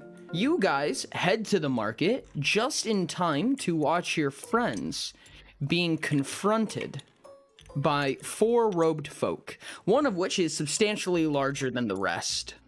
This is kind of in a small alleyway. And they've approached you and they haven't said anything yet, And upon any attempt at pleasantries, they've whipped out these black and gold batons at you. And the moment that you guys see them, Cora and Vina from behind back up a little bit. They go, no, not like this. Here? Really? Immediately, one of them kind of walks up without saying a single word and just brushes one of your wings. I, like, flick it backwards. Fuck off. Everyone gets one turn action. What would you like to do before combat? Can I blink and stand on one of the walls next to them with my knife to their neck? I'm actually on the wall. Oh, you're on the wall. Because I can stand on the walls and ceilings. Oh, that's right. I forgot about that. Gabe is going to load a heat potion into his gun. Okay. I'm gonna move and stand next to Mackie and pull out the glaive. Okay. I'm going to stand in the way. Beautiful. I'm also going to get in front of Gabe. Well, I think you know what I'm going to say. Everyone make a speed test. Yes, my speed is 17. Okay, perfect. I also got 17. I rolled a 30 after modifier. 7. All right. You guys are in combat. We're going to start with Maki. I know everybody's very surprised. I'm going to draw some rough lines for what the alleyway looks like right now. Did any of them have a weapon pointed towards Azur? None of them have any weapons pointed, just drawn. But definitely with hostile intent, as far as you can tell. How far away would you say they are from us at this point? You are free to use the rulers to test, to gauge distance. You are no more than a meter away from one of them. I'm going to pull the chakram ready. Mm-hmm. And just do a quick dash in. A singular 14 on a melee attack. Okay. He's gonna block, and you are not gonna deal any damage. This man's has some, like, well-guarded, like, he's got, like, an upper breastplate on, mostly, like, cloth and leather garments, but he's gonna throw an arm up, and your chakra's gonna go... 15. Same thing happens. You go for another hit with the chakra. He realizes very quickly how fast you are, and his demeanor gets real serious real fast. You hear a... against the plate on his arm. Continuing the trend of counting up by 1, this is a 16 on the third attack. 16? You finally you see that you're overwhelming him very quickly with the chung chung chung, just like smacking the shit out of him. But that one seems to get no more than a little bit of cloth out of it. You hit him, but not very hard, unfortunately. 27. 27. That one definitely makes some content. You get a good slash out of his lower abdomen. Not like a deep slash by any means, but you cut through some of the cloth, and you can see a little bit of blood. After that one, I'm going to jump back. Okay. Immediately, the spy catching this is going to dart out and run up towards you and start slashing. Block or dodge? One. I'll dodge. That is, after defenses, a 77. I have bad news. It hits you. That was a joke. No, you immediately, like he goes to get a stab in at you, and like you, in an instant, in the blink of an eye, no one even watches it happen, you're gone. And then just back in position, staring down at him. He's gonna go for it again. Up. I'll take one. Okay, that'll be 12 physical. He's slashing down at you. He is going to immediately kind of revert back and kind of charge back a little bit, pull back, and he's going to take 2 hands and he's going to try to hit you across the side. I'll dodge. All right. 59. You have no problem dodging that. He goes to get 2 bulky, clunky hands over at you, and you duck right beneath it like nothing even happened. And with that, that's the end of his turn. Frost, at the beginning of your turn, he's going to use his response to move here. Gonna duck behind right here. Okay, well, I'm about to attack the yellow man. Yep. So with my attack, I will also spend 2 other turn actions and 14 stamina to use the study of decoy and dual wielder at the same time. Okay. The effects of that? Well, that would be I get to swing with both weapons at the same time, which would be 4d12s, and they cannot block. Oh, wow. Okay, cool. So that's a total of 24. 24. He tries to dodge out of the way. You see this intimidating presence as like almost as his guard dropped for a second, and he tries to dodge out of the way, but you get a nice perfect slash as you cut in an X shape, and it just gets him across, like all the way across the chest, and you're ripping up his clothes. I shall do the same thing a second time. All right, he will attempt to dodge you again. I'll need you to beat a total of a 13. 23. That beats it. Immediately, you take another decent slash at him, and you realize right then and there that like you cut like the upper portion of his robe, and it just kind of like leans forward, revealing a little bit of his actual midsection. He is grievously wounded. You have like blood pouring from his chest right now. Well, that is all 6 of my turn actions. Azur, that will make it your turn. All right, I'm gonna take a turn action to get closer to this guy, but since my weapon has a 2-meter range, I'm not gonna get right in front of them. And then I'm gonna attack. He's gonna throw So his dukes shorter. up, and he's gonna try to block this. All right, that's a 34. So it lands. It definitely lands. You get between his arms, but it seems like it doesn't do as much as you might have been hoping.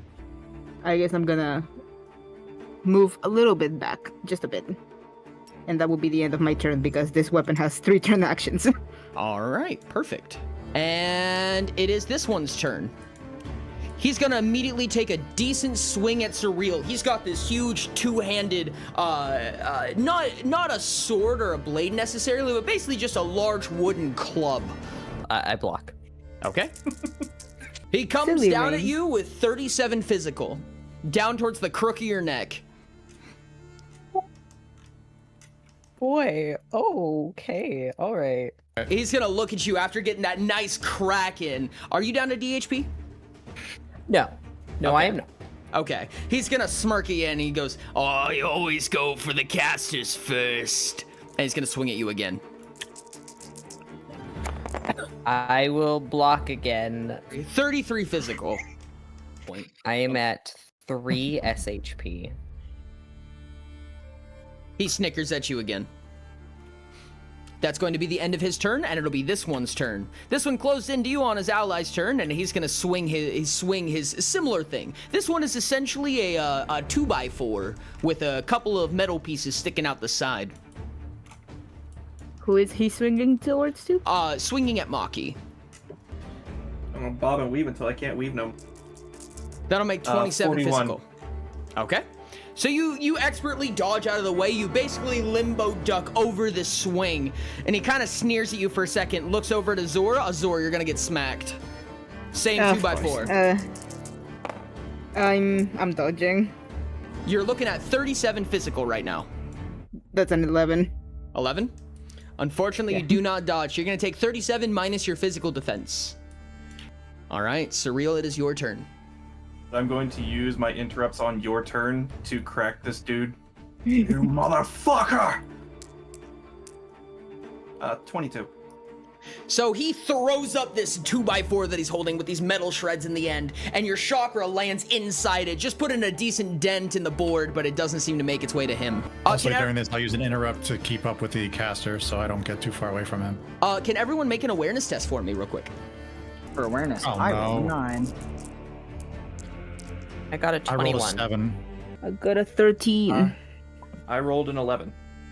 All right, continue with your turn, Surreal.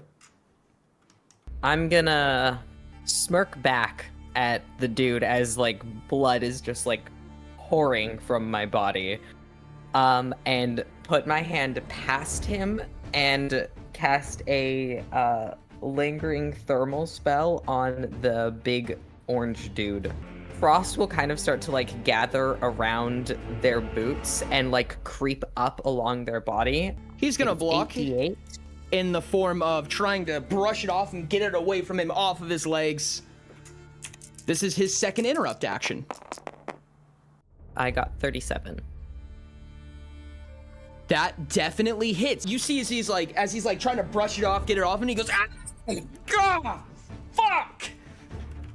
And then I'll kind of try and use that moment where the guy right in front of me might like turn to like look, and I'm just gonna bring an ice spire like up from the ground and try and like stab through him with an instant elemental spell.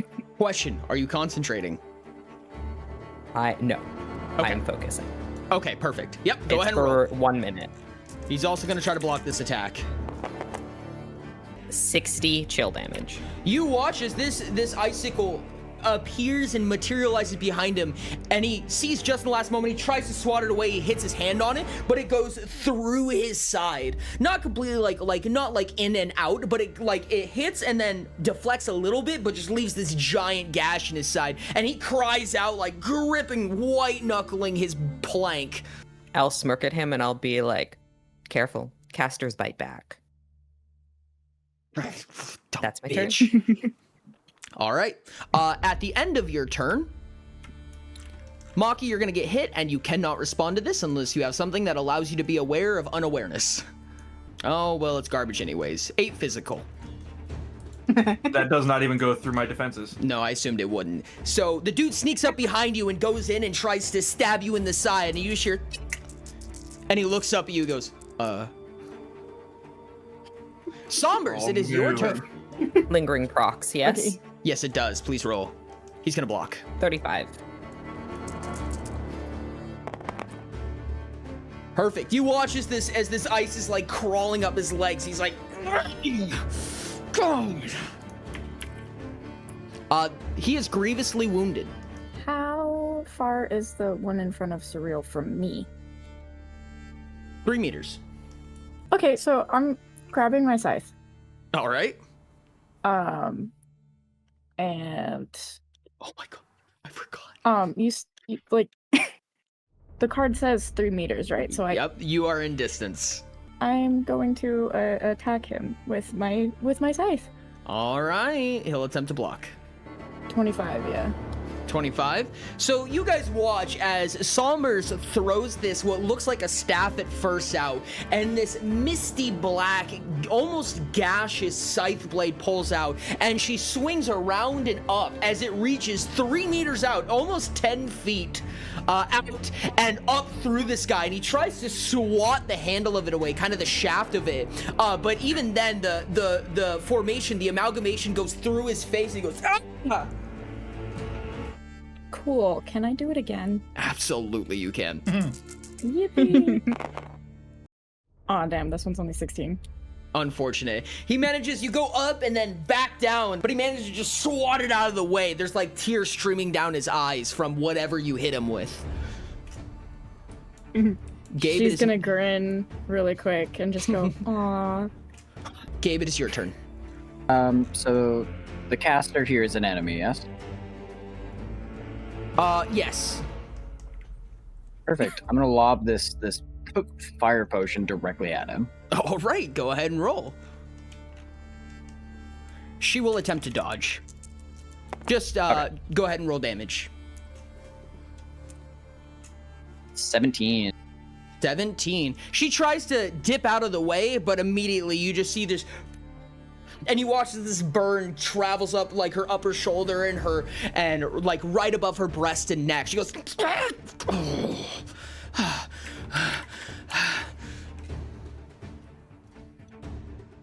And then I'm gonna use my remaining turn action to reload with another potion. It's gonna be her turn now, and she's gonna look over at you, Ermis, and she's gonna try to put a hand on your chest. I'm gonna need you to make a will test. I'm gonna need you to beat a 30. Yeah, no, I got a whopping 15. You're going to take 16 psyche damage, and you are now blind. Luckily, though, you do have a touch on them. Like, you're literally within touching distance, so you can... I'm gonna let you attack her without any downsides, realistically.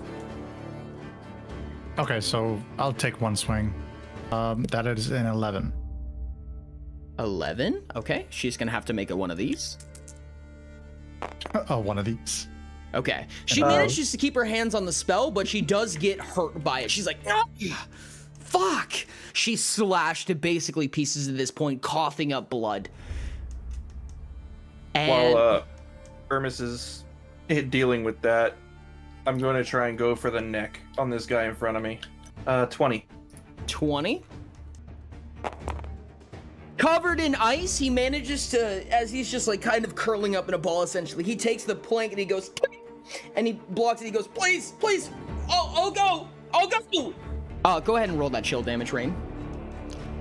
42. Oh, God, It's up to like his chest area at this point. The ice, you can just see like his veins are turning a light blue frigid color, his lips are losing color, his skin is growing pale.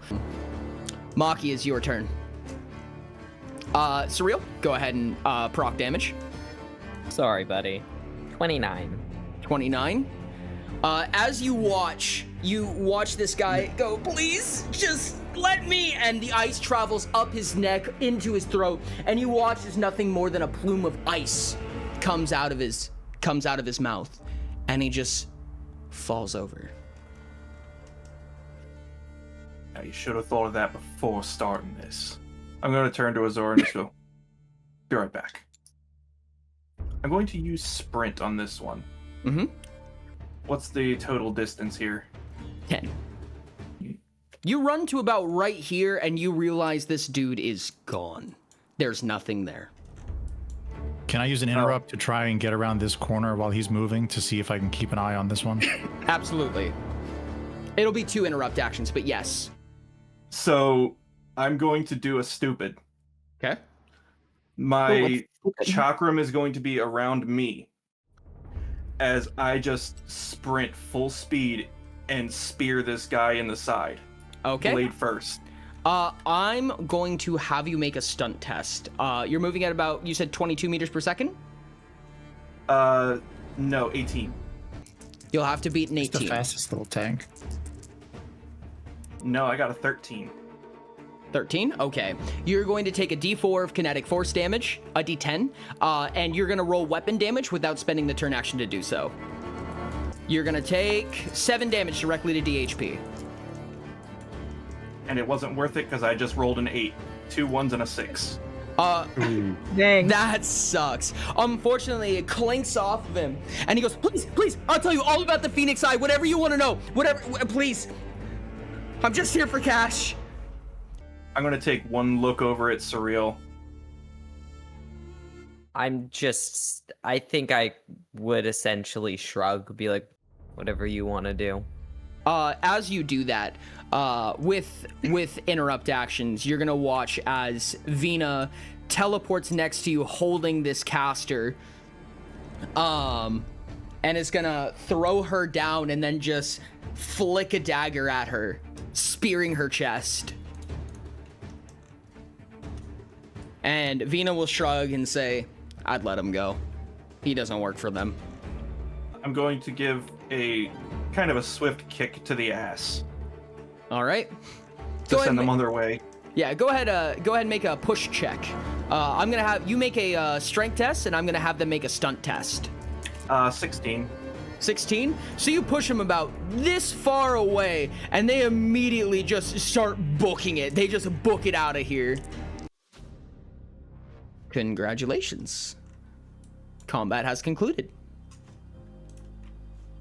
I'm going to rush over and just start checking Azur's arm. I'm fine. Chakram I'm on the ground fine. and everything. Are you sure? Yes. Venus scopes taken around, worse. looks at everybody, and says, "Everyone all right?" I've taken I, worse like- hits. Grit my teeth. I'll survive. Yeah, I bet you will, Wingman. I mean, I'm feeling fine myself, but I mean, looks like a lot of you have taken some damage. That is unfortunate. I'm going to be the one to spit the news here. We do have an escapee besides the one that I kicked in the ass. Cora will run up to Surreal and just start healing your SHP, and she'll go, "Yeah, It's fine. You don't have to. I'll survive. they're hired as well." She keeps healing you. She doesn't listen. Oh wait, don't worry, I've got this. And I unload my frost potion, and I load in a SHP potion, and I shoot Surreal with it. No, wait, don't. Don't worry, you gain one SHP. Wow. Such The glass shatters and like gets in your face and cuts you up a little bit, and then immediately heals all of what the glass did, and then almost something else. My hair is now kind of like wet and stuck to my face, and he just glares at you. Everybody's gonna get 1800 XP from that encounter. Vina's gonna take a knee and look down at both of them and go, poor sad sex. A little too bold. Probably should be a little more careful next time. Does anybody else need healing? Cora asks. I'm just gonna quickly kind of like usher Azor over. Just like pushed in front of me. This one right here. Fine.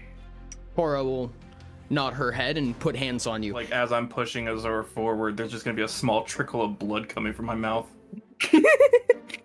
From the DHP loss.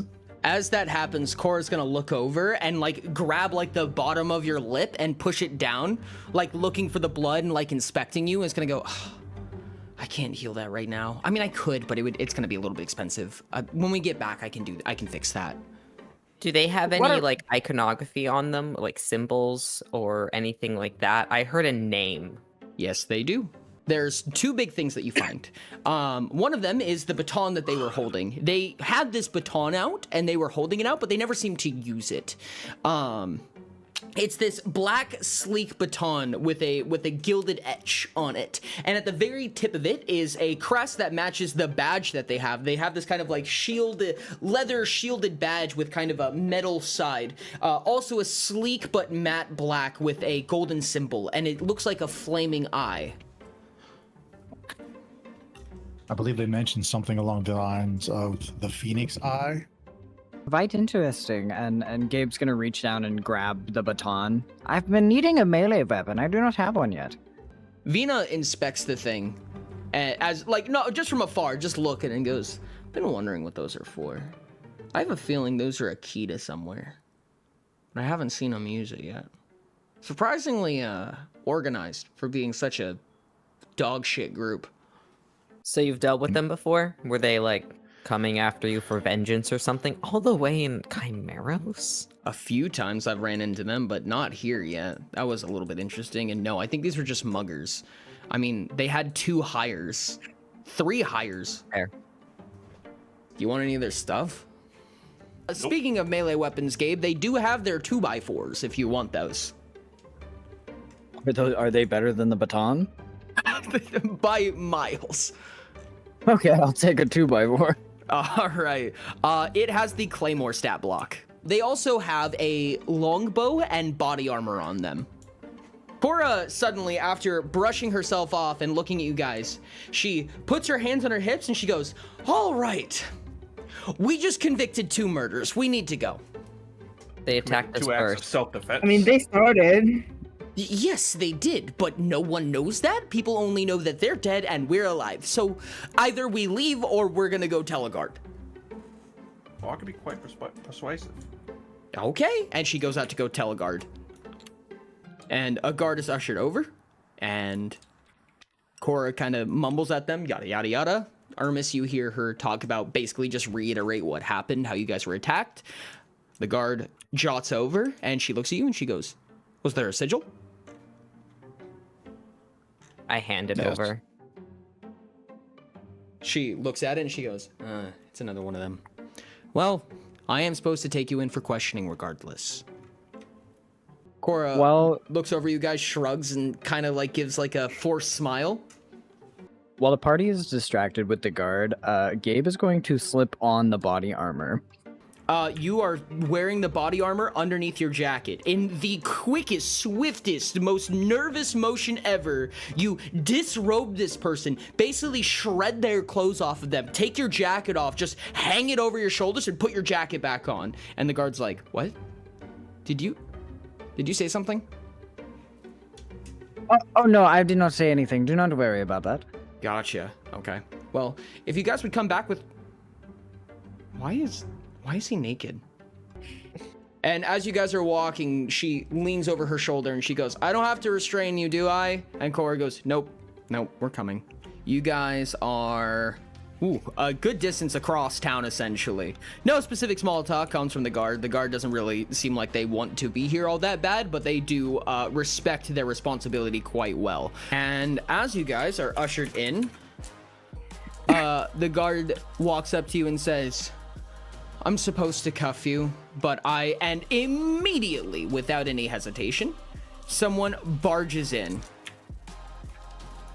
The elder gentleman cyborg that you remember from earlier throws the doors open. He goes, finally, I've been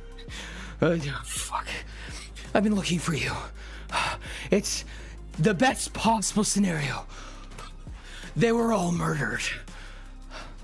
Okay, that sounded worse than I meant to, but it's not. They're all murdered. I don't think this is the great time and this is those not the words best to leave your time. mouth. The guard pinches the bridge of her nose and she goes, I was supposed to be off in 10 minutes. All right. Okay. And this monkish man, this all yellow attire with a large waist sash, this draping cloth, and kind of a regal shoulder plate going on, not like a metal plate, but like a cloth hard plate, walks up with his arms inside both of his sleeves, and he goes, honestly, that's kind of perfect, actually. I have some questions for you all. And that will be the end of today's session. Oh, shit. God damn it. Whee! You guys are going to take another 1,000 XP for milestone.